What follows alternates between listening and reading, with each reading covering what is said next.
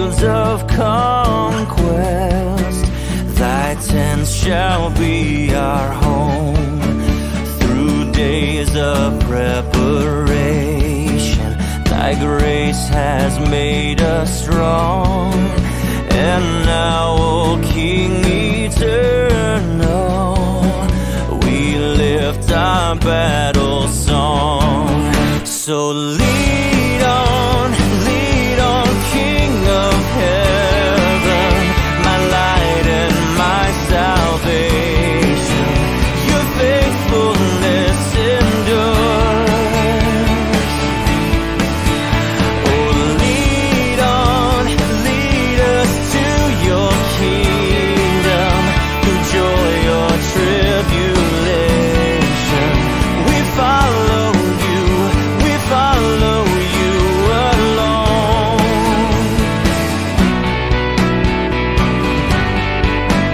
Lead on, O King eternal, till sin's fierce war shall cease, and holiness shall whisper the sweet amen of peace.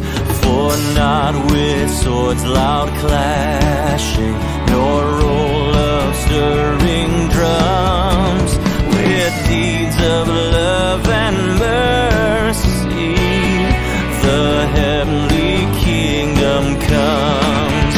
So lead on, King of heaven, my light and my salvation.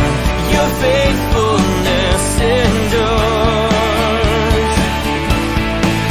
Oh, lead on, lead us to your kingdom, through joy or tribulation. We follow you, we follow you alone.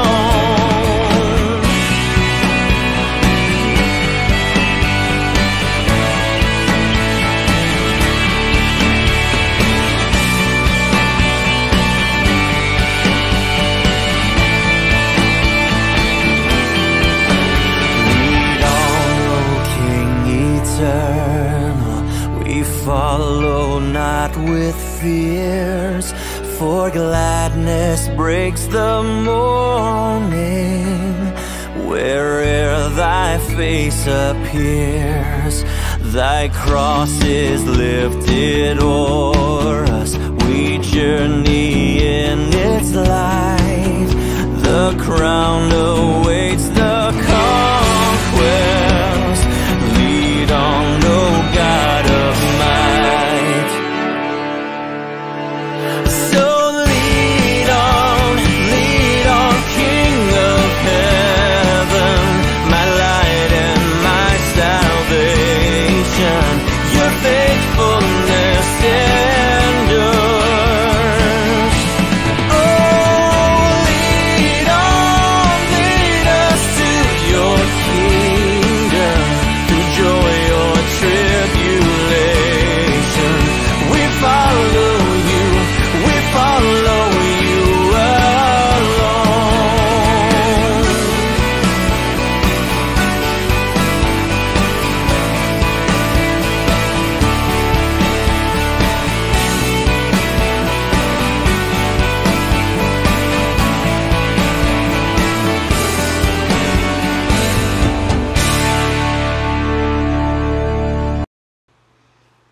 Isang mabiyaya at mapagpalang pagbubukas ng taong 2004 sa ating lahat. Sana naging maganda ang pasok ng bagong taon at ang aking dalangin ay lalo pa po nating pagsikapan na mailapit ang buhay natin sa Panginoon. Kung ano man yung ating mga hindi pa nagawa nung nakaraang taon, sana magawa po natin itong darating na taon at maging pagpapala itong lahat. No? Ang taong ito para sa atin. Tayo po ay sandaling manalangin. Dakilang Diyos, maraming salamat sa buong magdamag na kami ay iyong binigyan ng mapayapang gabi at ginising mo kami, Panginoon, ng isang umaga na punong-puno ng pag-asa. Salamat, Panginoon, sa pagkakataong ito na kami ay muling magsasama-sama para mapagbulay-bulayan at marinig ang iyong mga salita. At ang dalangin ko, O Panginoon, patuloy kang mangusap sa buhay ng bawat isa sa amin at ipaunawa mo po sa amin yung salita, yung tunay na mensahe ng iyong mga salita na aming maririnig sa umagang ito. Ito po ang aking samot dalangin sa pangalan ni Jesus. Amen.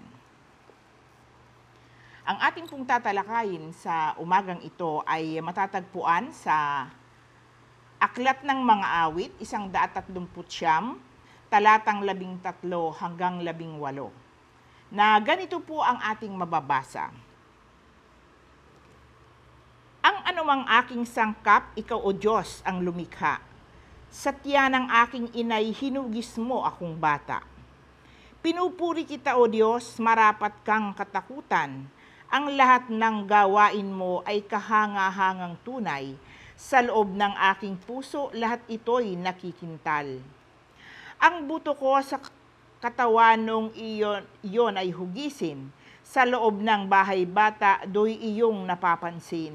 Lumalaki ako roong sa iyo'y di nalilihim.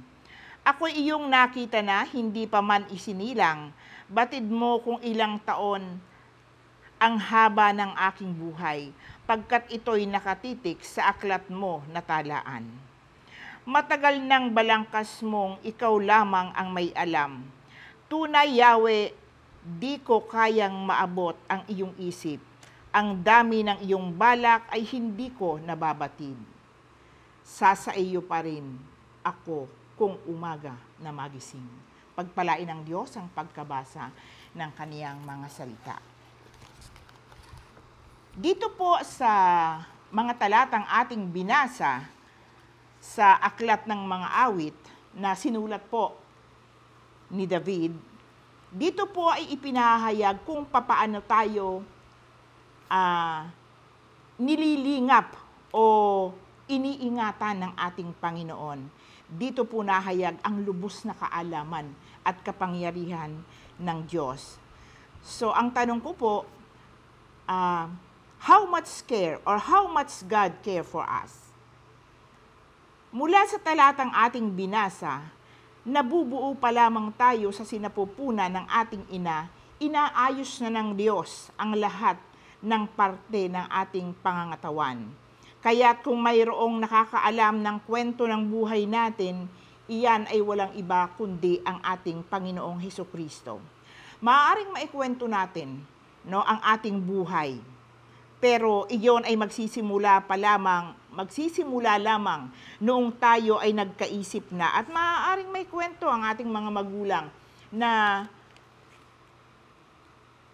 ikinuwento sa atin noong tayo ay hindi pa nagkakaisip. Pero ang higit nakakaalam ng kumpletong kwento ng buhay natin ay walang iba kundi ang ating Panginoong Hesus. Siya po lamang ang nakakaalam at lubos na nakakakilala sa buhay natin. Kung atin pong iisipin, ang pangangalaga at pag-iingat ng Diyos ay nagsimula noong tayo ay hinuhubog pa lamang, binubuo pa lamang tayo sa tiyan ng ating ina. At ang Diyos ay patuloy ng kumilos. Ang Diyos po ang may hawak ng buhay natin. At alam po niya, batid ng Diyos kung saan tayo akma, kung saan niya tayo tamang gagamitin. Kaya ang Diyos po ang patuloy na nag-iisip kung papaano tayo mailalagay doon sa layunin niya sa buhay ng bawat isa sa atin. Hinahayaan tayo ng Diyos na gawin ang lahat ng gusto natin. Hindi po tayo pinipigilan dahil meron po tayong kalayaan o yung free will na sinasabi. Pero ang lahat pong yon ay may hangganan. Ako po'y naniniwala na ang Diyos ang siyang nagtuturo sa atin ng daan na ating tatahakin upang maabot natin or matupad yung layunin niya sa buhay ng bawat isa sa atin. Hindi po siya nagsasawa. Hindi tayo sinukuan ng Diyos no? Kahit anong tigas ng ulo ng tao, no? Hindi po tayo sinusukuan. Laging nandyan ang Diyos na kasama natin. At siya po ang nag-aayos ng buhay natin. Mapariwara man tayo, hayaan man tayo ng Diyos na gawin ang lahat ng gusto natin. Pero hindi po papayag ang Diyos na ikaw ay mananatili doon. Kasi sabi nga po natin, nasa tiyan pa lamang tayo ng ating ina. No? Binubuo pa lamang tayo. Alam na ng Diyos kung saan tayo dadalhin. Meron na po siyang purpose sa buhay ng bawat isa sa atin. At dahil sa pagmamahal niya sa ating lahat, wala po siyang inisip kundi ang makabubuti sa bawat isa sa atin. Ano po ang sinasabi sa Jeremiah 29:11?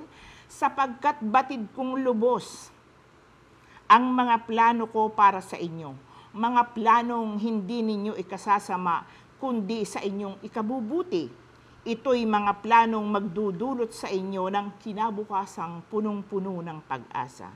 Kaya't huwag po nating sisisihin ang ating Diyos o ang ating Panginoon pag tayo ay hindi nagtagumpay o nabigo tayo sa ating mga balakin o hakbangin sa buhay. Sa halip isipin po natin na marahil hindi yun ang kanyang kalooban. Marahil baka yun ay gusto lamang. Tayo lamang po ang may gusto noon. Pero pag hindi po yun ang itinuturo ng Diyos sa atin, hindi po tayo magtatagumpay sa anumang ating ginagawa. At alam niyo po ba, sabi ko nga, pag ang ating hakbang, no, ang hinakbakan natin ay yung daan na gusto lamang natin, maaring yan po ay ating ikapahamak. Kaya ang itinuturo po sa atin ng Panginoon, bawat hakbang na gagawin natin, bago pa natin isagawa yung mga planong yan, konsultahin muna natin ang ating Panginoon, sapagkat siya po ang nakakaalam ng higit na makabubuti para sa atin. Nasa kamay po ng Panginoon ang ating ikatatagumpay. Huwag tayong manangan sa ating sariling kakayanan, sa ating sariling karunungan. Ang lahat ay nakasalalay sa kamay ng ating Panginoon. Itinuturo po sa atin sa mga talata sa umagang ito na ang Diyos ay makapangyarihan sa lahat. Walang makakaarok sa kanyang karunungan. Sa kanya tayo higit na magtiwala at umasa. Ngayon pong nalaman natin kung gaano tayo kamahal at iniingatan, pinapangalagaan ng Diyos. At maganda lahat ang plano niya sa atin. Tanungin po natin ang ating mga sarili. Sa pagkakataong ito, sulit ba ang pagkakalikha sa iyo ng ating Panginoong Diyos? Ano ang nagawa natin o magagawa pa natin sa taong darating bilang tugon sa ginawa at patuloy na ginagawa ng Diyos na pag-iingat o pangangalaga sa buhay ng bawat isa sa atin? Alalahanin po nating laging nakamasid ang Diyos sa bawat bagay na ginagawa natin. Kung ito ay nakapagbibigay lugod o nakakapagbigay kapurihan sa kanyang dakilang pangalan. Hangarin natin na ang bawat isa sa atin, no, na maging kapaki-pakinabang ang buhay na ito na ipinagkaloob ng Diyos sa bawat isa sa atin. Kilalang kilala tayo ng Diyos at wala tayong dapat ikatakot sapagkat alam nating kasama natin ang Diyos. Yan po ang pangako ng Diyos sa atin. Ako ay isa sa inyo. So wala pong imposible sa Diyos. Ang lahat ay kaya niyang gawin. Kaya sa umagang ito, tayo po ay magkaroon ng panahon, no, sa pagsisimulang ito ng taong 2024. Suriin po natin ang ating mga sarili. Tanungin natin, ano ba ang mga bagay na ginawa ko? At kung may nagawa ka na, ano pa ang pwede mong gawin para mapapurihan at maitaas ang pangalan ng ating Panginoon?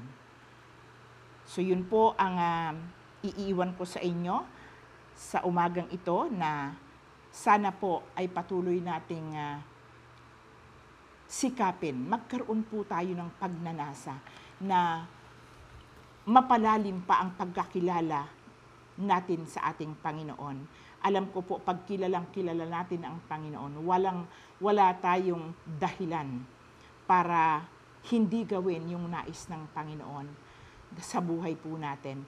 At hindi po natin sayangin ang mga pagkakataon, yung panahon na habang tayo ay malakas pa, no, ibigay na po natin ang panahon para sa Panginoon. Kung meron mang tayong hindi nagawa, gawin po natin yan. Hindi pa po huli ang lahat. Ilapit at patuloy tayong lumapit sa ating Panginoon.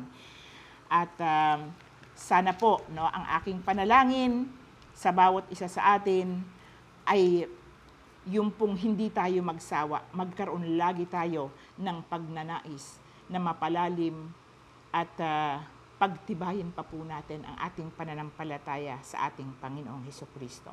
So tayo po ay manalangin.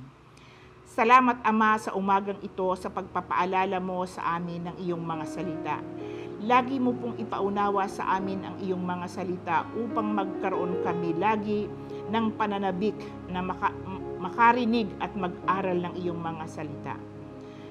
Alam namin na ito po lamang ang siyang matibay naming sandata sa pagharap namin sa maraming